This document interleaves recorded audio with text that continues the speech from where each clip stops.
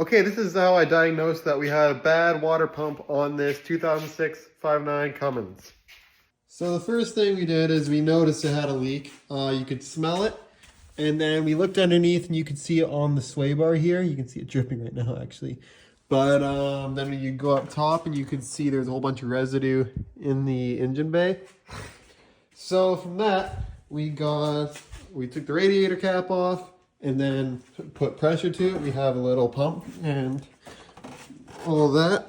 So we pumped it up to 15 PSI, which is what engine running temp is. And you could see it was running kind of right where you see it, but it was running off the tensioner pulley.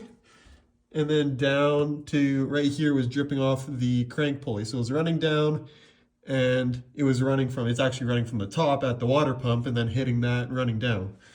And so if your truck is leaking there, that's how you know you have a bad water pump.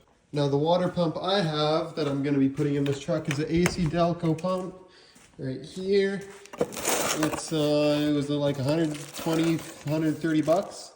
Comes with this little rubber O-ring, and then you got your pump itself. Fairly simple.